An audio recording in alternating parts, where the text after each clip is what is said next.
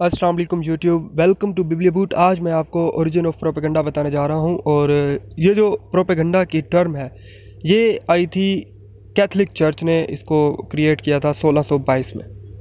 1622 में Catholic church ने इस टर्म को ईजाद किया था जब उन्होंने कॉन्ग्रीगेशन की थी मज़हब को प्रोपेगेट करने के लिए। यानी उन्होंने एक इज्तिमा किया जब लोग मज़हब से दूर हो रहे थे, तो उन्होंने एक इज्तिमा करके मज़हब से लोगों को करीब करने के लिए जो है ना एक तहरीक चलाई। उस तहरीक के दौरान उन्होंने ये टर्म प्रोपेगेंडा जो है ये पैदा की।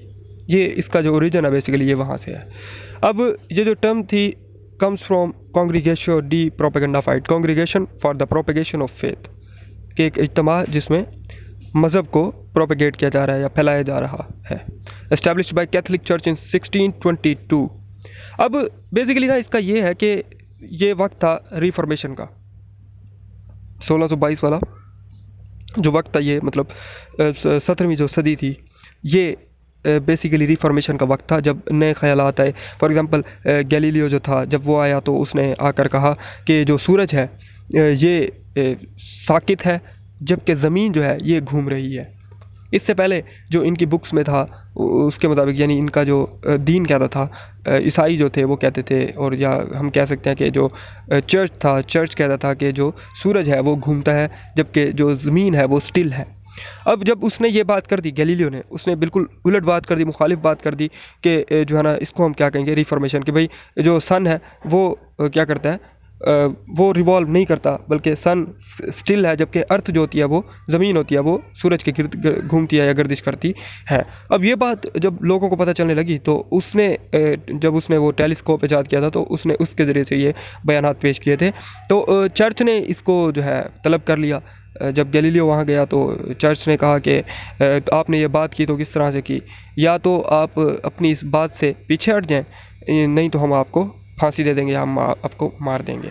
अब गैलीलियो को जब ये पता चला तो उसने क्या किया कि उसने कहा कि अब ज़ाहिर है कि घर जाकर उसने मशवरा किया अपने शागिर्दों से और अपने कोलीग जैसे हम कहते हैं साथियों से।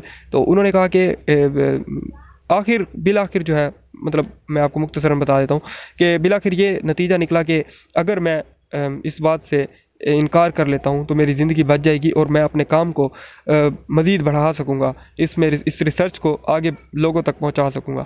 अगर मैंने कह दिया कि मैंने जो कहा है वो बिल्कुल ठीक है, तो ये लोग मुझे कत्ल कर देंगे और मेरे साथ ही ये जो मेरे ख्यालात हैं ये भी दफन हो जाएंगे और किसी को इस स्टडी या रिसर्च के बारे में कुछ पता नहीं चलेगा। उसके बाद क्या हुआ कि उसने जाकर जब वो तलब हुआ दोबारा से अदालत में, तो उसने जाकर चर्च में कह दिया कि मैंने जो कहा था मुझे गलत फहमी हुई थी, मुझे ये नहीं कहना चाहिए था। उन्होंने उसे छोड़ दिया और उसके बाद क्या हुआ कि वो एफर्ट्स करता रह गया और उसने उसके ऊपर मज़ीद स्टडी की और उसके पास जो लोग पढ़ने आते, जो स्टूडेंट पढ़ने आते थे, उनको वो पढ़ाता था, समझाता था। इस तरह से क्या हुआ कि लोग जो थे वो साइंस की तरफ जो है ना रजू करने लगे अपना नॉलेज हासिल करने के लिए। तो उन्होंने चर्च को छोड़ दिया। चर्च को छोड़ने की वजह से क्या हुआ कि चर्च खाली होने लगे और इन्होंने जो है ना एक तहरीक चलाई जिसे congregation for the propagation of faith कहते हैं, कि भाई मज़हब को फैलाने के लिए जो इन्होंने इज्तिमा किया उसमें जो इन्होंने टर्म इस्तेमाल की, इसे प्रोपेगेंडा कहते हैं, कॉन्ग्रीगेशन डी प्रोपेगेंडा फाइट। ये वही congregation for the faith for congregation for the propagation of faith. अब यहाँ पर क्या हुआ कि एक जो कैथलिक चर्च था, इसने प्रोपेगेशन और फेथ के लिए जो काम किया वो क्या किया, उसने कहा कि हम जो हमारी बुक्स हैं इसमें जो ऐसी बातें हैं जो पुरानी हैं, फंडामेंटल जो बातें हैं उनको हमें रिमूव कर देना चाहिए, जिसकी वजह से लोग मज़हब से दूर हो रहे हैं। तो उन्होंने क्या किया, उन्होंने कहा कि बुक्स में से कुछ चीज़ें रिमूव करो।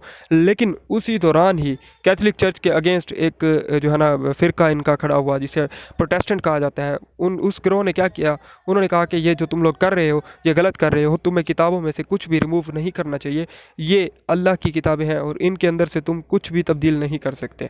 तो उन्हें क्या कहा गया, उन्हें कहा गया प्रोटेस्टेंट्स, कि तुम लोग प्रोटेस्टेंट हो, प्रोटेस्ट करते हो यानी एहतजाज कर रहे हो, और उनको फंडामेंटलिस्ट भी कहा गया। फंडामेंटलिस्ट वो के जो बुनियादी होते हैं, जिनका ताल्लुक बुनियाद से होता है, मतलब उनको कहा गया कि तुम लोग बुनियादी हो, एक ताना देकर उनको कहा गया। तो उस वक्त जो है ये मेन मसाला था, जो मेन ग्रेट इशू था वो ये था कि साइंस और रिलीजन, तो इन दोनों में से लोगों का ये पहचानना, ये जानना बहुत मुश्किल हो गया था कि नॉलेज के लिए या दुनिया के नॉलेज के हवाले से उन्हें साइंस पर रिलाय करना चाहिए या फिर रिलीजन पर रिलाय करना चाहिए। तो इस तरह से ट्रम्प प्रोपेगेंडा जो है वो प्रोड्यूस हुई।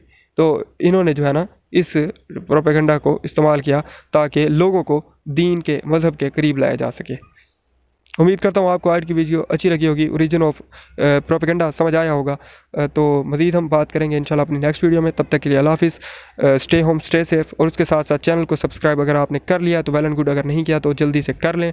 उसके साथ साथ हमारी वीडियोज़ को लाइक, कमेंट और शेयर ज़रूर किया करें, इससे हमारा हौसला बढ़ता है। थैंक यू सो मच, अल्लाह हाफिज़।